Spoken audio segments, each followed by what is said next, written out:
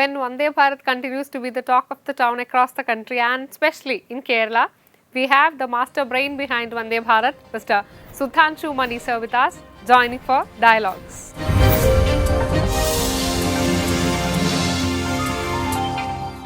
Sir, you have been seeing your dream spreading happiness across the country since 2018, but in Kerala, the inauguration was really literally a celebration. So what was your feeling when you saw all those moments? Of course, the feeling is one of wonder and great satisfaction. As you said, yes, the train has been received very well all across India. But I think Kerala is special because, of course, first of all, it's the most literate state. So arrival of this train definitely means that people are looking forward to cutting down travel time. And that I think is one reason of excitement. Another reason, as I said, it's a state where people are aware of things and they view it as a product which is made by Indians for India, a symbol of resurgent India, and that's why I think they love it, almost as if it is a spacecraft, as you said. It's just a train, but the people of Kerala have really showered their love on this train. So when you designed, Vande Bharat speed is expected to be 180 km per hour, but in Kerala it is limited to 110 due to various reasons. In order to really attain the real speed, what we have to do very soon. When the train was designed, we designed it for 160 kilometers per hour operation, and we tested it at 180 kilometers per hour. But we don't have such tracks except between Delhi and Bhopal, one stretch. Rest is mostly 130 and in some places 110, as you are saying in Kerala.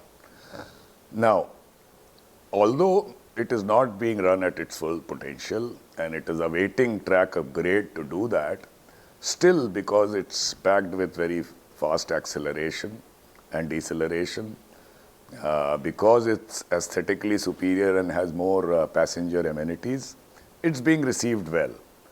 So to answer your question, at 110 itself, it will give the passengers a new travel experience, cut down travel time. But full exploitation of potential would come as the track is upgraded, which is easier in other parts of the country, not so easy in Kerala because, as you know, there are many curves and grades. But within that constraint, it should be able to cut down 15% of the travel time. Sir, in your 38 years of experience in railway, what do you think should be the strategy change that we must adopt as early as possible in order to make all our projects happen very soon? That we announce each government, or whether it be state government or central government, every government announce new projects, but it takes so long time. So by then, when it is achieved, the technology must have updated or the scenario must have changed. So what should we do in order to make our projects happen as early as possible? Okay, good question. So when we made the train, we were showing to India and the world that we are ready with a 160 kilometers per hour train. We were expecting the track upgradation to keep pace, which has not happened. To that extent, it's not a chicken and egg story, but definitely upgrade on track should be bigger priority now. A large number of trains are going to be made, and it would be good if the government spends more money on track upgrade, and it will give double benefit. First of all, the trains would run it to its full potential. It will increase line capacity. It will cut down travel time. So I would think that yes, more and more upgradation of track should be a focus now. Sometimes it may not be so easy. It is expensive. For example, in Kerala itself, easing of the curves is not going to be so easy. Maybe in some places, but mostly it will not be possible because it will be a massive change of alignment and things like that. But whatever possible must be done quickly. At this point, even that much has not been done at the pace that I would think should have been done. Should government and railway consider first viability of railway tracks, or should we move on to some other new projects? So what is more viable for us? It has to keep at least 50 years in mind. You see, a simple thing, for example, a train. The life of a train today is 35 to 40 years. So once you make a project, in a railway situation, then you have a train which will be with you for 30 to 40 years. So you have to take a very, very long-term view. And the fixed installations also cost a lot of money, and you cannot take a short-term view.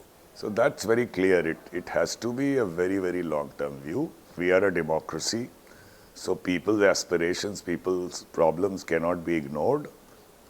But if the government goes with empathy, I don't think it's such a challenge. After all, as I said, there are projects where things have been done at a very rapid pace. After all, you would remember Mr. E. Sridharan when he built the Delhi Metro. It was an amazing speed. And some of the other metros have also been built at a very good speed because of the example set by Mr. Sridharan. So projects can proceed at very good speed in India also. The government has to have that commitment, that empathy, and that sense of purpose. It's possible, absolutely possible. So still in India, we are talking about semi and high-speed trains only. When can India dream about a bullet train? When competing with the global world, what do you think? Have we attained a commendable growth in our rail development, or do we have to make more measures in order to compete with the world-class level? Yes, so first for bullet train, you see, we had been debating about it for 20, 25 years. Today, except USA and Australia, there is no other developed country or even medium level country which is not going for high speed rail. So, but we were debating all this time whether it will be worth it, whether it is going to be beneficial in India. We have this kind of socio-economic milieu and so on. But the present government decided to take it forward. And my view is also this, that we should first build 2-3 such lines. We are a large country. We cannot just be an exception in this world. Build 2-3 lines and learn for yourself whether it is beneficial or not. No harm. It's not going to be a great waste, certainly. So I would say that Mumbai, Ahmedabad and couple more sections, let's say Chennai, Bangalore, something like that, should be built and built fast. And then we should seriously evaluate whether it is worth it. Because you see, once you have this high-speed rail, for example, between Mumbai and Ahmedabad, it will totally kill air traffic there. The trains are more comfortable, they land you in the center of the city. So I've seen it in West. For example, Frankfurt to Cologne. Once I got a ticket of Lufthansa, I went to airport, I was told it's a train ticket. So there's no air traffic between the two cities. So in general, a common man takes or opts railway journey considering the economical profit or the power between airfares. So do you think that if we make more expensive trains or which are more expensive in comfort and luxury, will Indians be ready to opt that, or will they move away? What is your take? Will expense or the high cost affect the people more coming into railway? Railways compared to roads and aircrafts is 6 to 8 times cleaner and greener. So it is also good for the Mother Earth that we have more and more trains. Remember that. So it's not just travel time, also, as you said, more comfort. Trains inherently are more comfortable compared to bus and aircraft. You'll agree. I mean, you have more space to walk around, a little bit more space to yourself.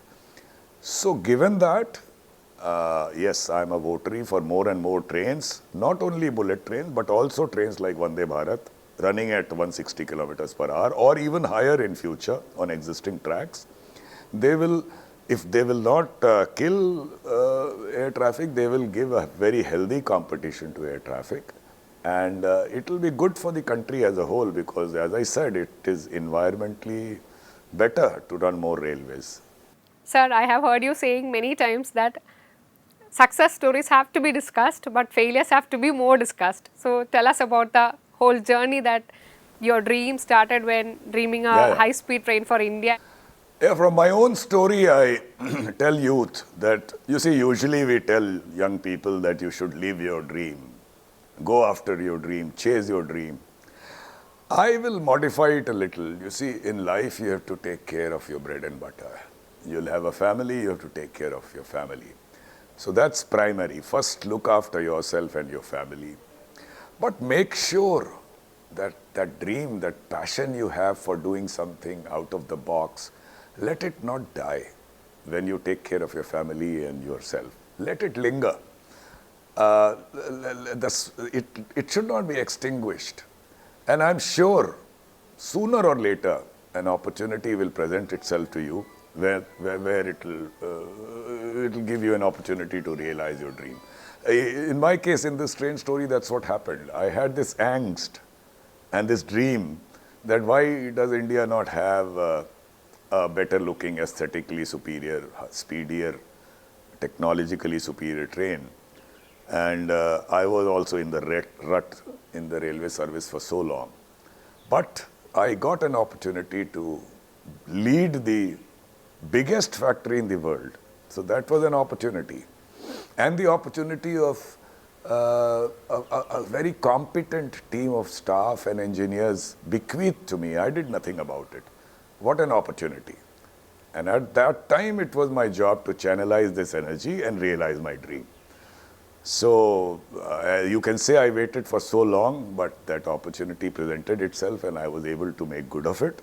So my advice to youth would be, don't live in your dream, but let that dream linger and wait for the opportunity for you to realize.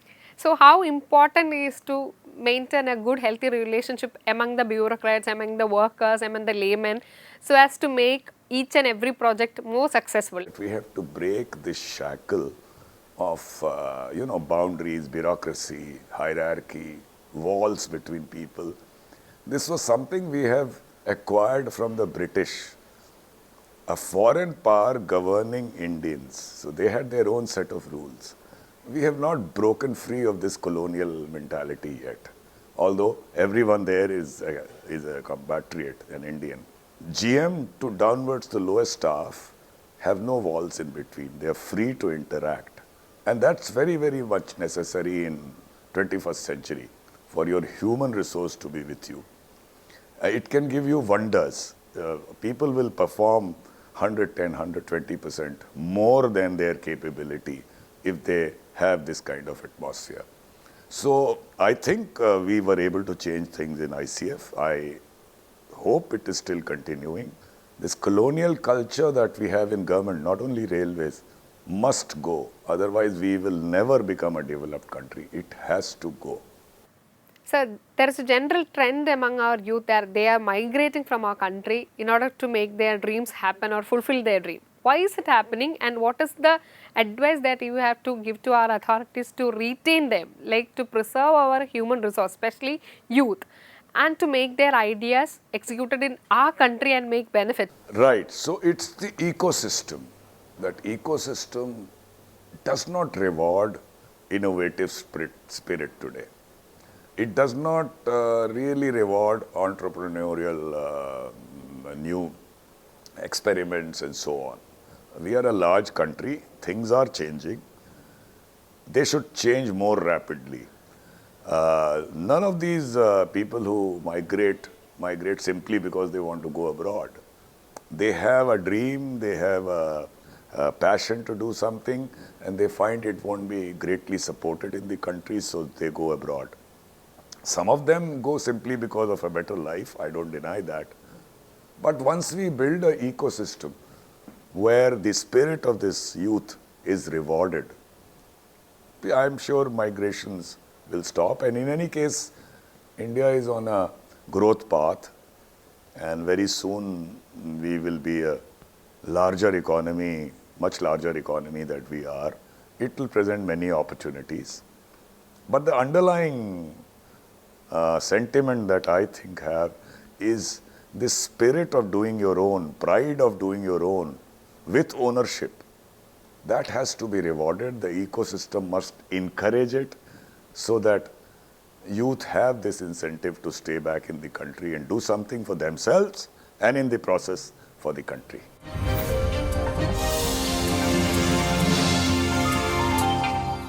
Kerala government has proposed KRL project, but the main issue that is facing is the compensation of land and land acquisition.